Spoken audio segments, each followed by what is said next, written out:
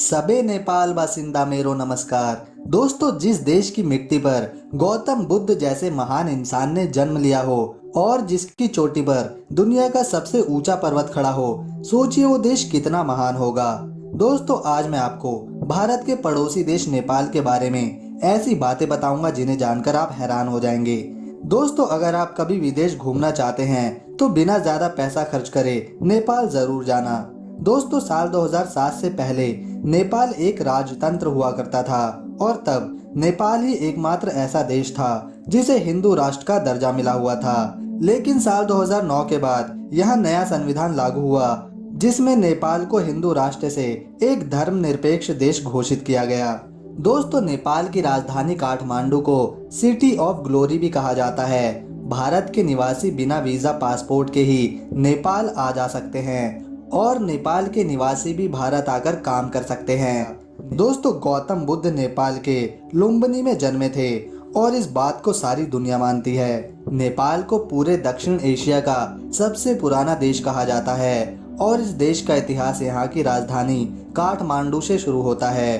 दोस्तों, यूं तो नेपाल पर अलग अलग राजाओं ने शासन किया, पर पूरी दुनिया में नेपाल ही एक ऐसा देश है जो कभी किसी का गुलाम नहीं हुआ। इसीलिए नेपाल का कोई स्वतंत्रता दिवस है ही नहीं।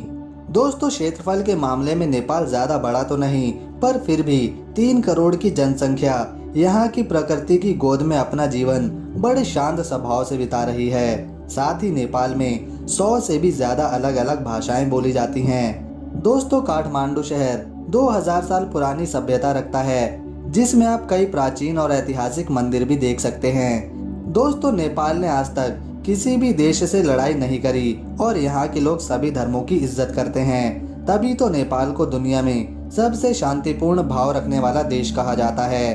दोस्तों, सुनने में थोड़ा अजीब जरूर लगता है कि इतना शांतिपूर्ण देश जहाँ जाति धर्म संप्रदाय के नाम पर आज तक किसी की जान नहीं गई, वहाँ आज भी गरीबी ने अपने पैर पसारे हुए हैं। आज भी नेपाल के बहुत से लोग किडनी बेचने पर मजबूर हैं, जो बहुत ही ज्यादा दुखदाई बात है। साथ ही आज भी कई ऐसे घर नेपाल में मौजूद हैं जहां पर टॉयलेट की सुविधा भी नहीं। दोस्तों, दुनिया का सबसे खतरनाक एयरपोर्ट लुकला नेपाल में स्थित है और इस एयरपोर्ट पर दुनिया के सबसे कुशल पायलट ही अपना जहाज उड़ा सकते हैं। शादियों की बात करें तो यहाँ लगभग 80% शादियाँ अरेंज्ड होती हैं। ये लोग अपनी जात में ही शादियां करते हैं और शादी से पहले दुल्हा दुल्हन एक दूसरे से नहीं मिल सकते। दोस्तों, अगर नेपाल की साक्षरता दर की बात करी जाए तो नेपाल में साक्षरता दर 65% है।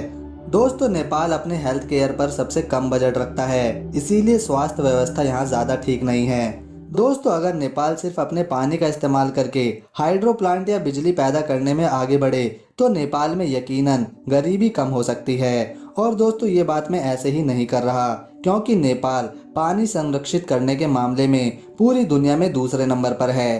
दोस्तों, कितने सारे भारतीय लोग ही विदेश में जाकर पैसा डॉलर के रूप में खर्च करके आते हैं। रूस चले जाएंगे, अमेरिका पहुंच जाएंगे, लंदन चले जाएंगे, पर नेपाल नहीं जाते। दोस्तों, नेपाल में भारत का 1 रुपए 1.75 रुपए के बराबर हो जाता है। भारतीयों को तो ना तो पासपोर्ट चाहिए और ना ही वीजा। ट्रेन पकड़िए या फिर जहाज का टिकट खरीदिए और पहुंच जाइए हिमालय की गोद में बसे नेपाल में। दोस्तों, नेपाल में गोरखा जाति के लोगों को काफी निडर माना जाता है और इन्हें भारतीय आर्मी में भी जगह मिलती है। दोस्तों, जब नेपाल के लोग भारतीय सीमा पर तैनात होंगे तो ये बात साफ है कि भारत और नेपाल के बीच रिश्ते बहुत अच्छे हैं। दोस्तों, भविष्य में इस खूबसूरत देश को जरूर जाना।